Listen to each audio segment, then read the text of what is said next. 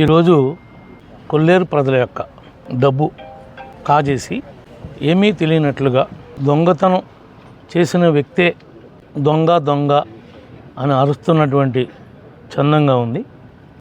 కొంతమంది వీధి రౌడీల్ని, బౌన్సర్లని, ఇలాంటి వాళ్ళందరినీ కూడా కొంతమంది డబ్బు ఎర్ర చూపి కొంతమందిని గ్యాదర్ చేసి గ్రామాల్లో శాంతి భద్రతలకి విఘాతం కలిగించే విధంగా ప్రయాణం చేస్తున్నటువంటి వారి విషయాలన్నింటినీ కూడా జిల్లా ఎస్పీ గారికి ఈరోజు లిఖితపూర్వకంగా కంప్లైంట్ చేయడం జరిగింది. ఇలాంటి ఆటలు ఇక్కడ సాగవు. మళ్ళీ వాడికి ఏదో పెద్ద నష్టం జరిగినట్లుగానో, అన్యాయం జరిగినట్లుగానో వేరే ఇంకొక కొంతమంది దొంగలు బ్యాచి మళ్ళీ పరామర్శిస్తారంట. వారిని ఎవరికి ఏం జరిగిందని పరామర్శిస్తారు? మీరు వచ్చిన వాళ్ళకి ధైర్యం ఉంటే అసలు ఏం జరిగిందో మీరు ఆలోచించండి, న్యాయం చేయండి. నిజంగా మీ మాజీ ఎమ్మెల్యేకి ఏ పాపం తెలియదని మీరు చెప్పండి, మేము కాదాను. తినేసిన డబ్బంతా తినేసి ఏమీ తెలియనట్టుగా దొంగ నాటకాలు, దొంగేషాలు వేస్తుంటే చూస్తూ ఊరుకుంటారా? ఈరోజు పెన్షన్ల గురించి మాట్లాడుతున్నావు. కాలుండి, కన్నుండి, ముక్కుండి, చెవు ఉండి మాట్లాడుతుంటే, తిరుగుతుంటే వాళ్ళు పెన్షన్లు తీసుకున్నారు. దాన్ని మేమేం తీసేయలేదే. డాక్టర్లు అంతా ఫిట్గా ఉందని చెప్పి వెరిఫికేషన్లో తీసేశారు. డాక్టర్లు తీసిన దానికి ఎమ్మెల్యేకి ఏంటి సంబంధం? నేనేమన్నా వ్యక్తిగతంగా మీ పార్టీ వాళ్ళ ఏమన్నా తీసామా? నిజంగానే ఎవరికైనా అన్యాయం జరిగింది పట్రా, వీళ్ళకి అన్యాయం జరిగిందని నిజంగా వాళ్ళ జెన్యూనిటీ ఉంటే కనుక అప్పటికప్పుడే కలెక్టర్ గారు చెప్పిస్తాం. అది ప్రజాస్వామ్యం అంటే. ఏదో ఆడ తీసేశారు, వీళ్ళ తీసేశారు, ఏదో గగ్గోలు పెడుతున్నావేంటి? నువ్వేదో సంవత్సరానికి 3 సార్లు వచ్చి చుట్టం చూపులాగా వచ్చేటువంటి నువ్వు స్థానికంగా ఉండే విషయాలు మాట్లాడే హక్కు నీకుందా? నువ్వు ఇక్కడ ఉంటావా? ఈ నియోజకవర్గం ఎక్కడుందో నీకు తెలుసా? అసలు నువ్వు ఉండేది లండన్లో, నువ్వు చేసుకునేది సాఫ్ట్వేరు, చేసేవన్నీ హార్డ్వేర్ పనులు. నీ అంత క్రిమినల్ ఎవడన్నా ఉన్నాడా?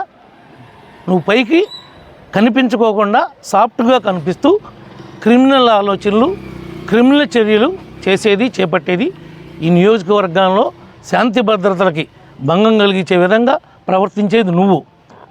ఏంట్రా నీ బావచేలో గంధం చెట్లు కోసారన్నావు? మేము గంధం స్మగ్లర్మా? లేదా మా కార్యకర్తలు గంధం స్మగ్లర్లా? నా చేలో గంధం చెట్టు కోసాడు, నేను పోలీస్ స్టేషన్లో నేను కంప్లైంట్ ఇచ్చా, నా చేలో గంధం చెట్టు కోసుకుపోయారని. అట్లాగే నీ బావ చేలో కూడా పనికొస్తే ఏమో దొంగడు కోసాడేమో. దానికి కూటమికి సంబంధం ఏంటి? మా కార్యకర్తలకు సంబంధం ఏంటి? నాకు సంబంధం ఏంటి? చెట్లు కోసేస్తున్నారు, అది చేస్తున్నారు, ఇది చేస్తున్నారని లేనిపోయిన ఆరోపణలు చేస్తున్నావేంటి? నిజంగా కోసామా? ఎవడు కోసాడో చెప్పుకొని. దొంగతనం జరిగింది, దొంగతనాలు అందరిలో జరుగుతాయి, అందరి తోటలో జరుగుతాయి. మా తోటలోనే కోసారని చెప్తున్నా, నేనే కంప్లైంట్ ఇచ్చానని చెప్తున్నా. నేనెవడికి చెప్పను? దొంగోడికి మనం చెప్తామా? ఇది నాది నీది నాడు తెలుసాడికి. ఆడికి చెట్టు అవసరమైంది కోసేశాడు. మా మీద తొత్తం ఏంటరా? అన్నీ మా అకౌంట్లు వేస్తున్నావు. ఏదో వచ్చాం కాబట్టి బుర్ర జలాలు కాబట్టి చదువుతున్నావు తప్ప మా మీద చెప్తావేంటని అడుగుతున్నా. నువ్వు చేసినటువంటి నేరాలు, నువ్వు చేసినటువంటి ఘోరాలు ఒక్కొక్కటిగా తెలుసుకున్నారు జనం, తెలుసుకుంటున్నారు కూడా. ఇంకా తెలియనటువంటి వాళ్ళు నీ సొంత ఊళ్ళోనే నీకు దిక్కు దివాణం లేదు, నీ సొంత ఊళ్ళోనే నీకు విలువ లేదు. నువ్వు ఆ క్లబ్లో పనిచేసేవాళ్ళని, బారుల్లో పనిచేసేవాళ్ళని, జిమ్ముల్లో పనిచేసేవాళ్ళని, ఎవరైతే కిరాయికి వచ్చి నటిస్తారో అటువంటి వాళ్ళందరినీ పెట్టుకునే పనే ఉంది నీకు. నీ దగ్గర బలం, నీ దగ్గర స్ట్రెంత్, నీ దగ్గర కార్యకర్తలు ఉంటే మా కార్యకర్తలకు నీ కార్యకర్తలు కూడా పోగాయి. నాకు కార్యకర్తలు ఉన్నారు, మా పార్టీకి, కూటమికి. మీ పార్టీకి కార్యకర్తలు ఉన్నారు, వాళ్ళు రావాలిగా నీకు. నువ్వేంటి కిరాయికి వచ్చేవాళ్ళని పిలుచుకొచ్చావు? ఎవరిని బెదిరిస్తావు? వాళ్ళని తీసుకుని వచ్చి.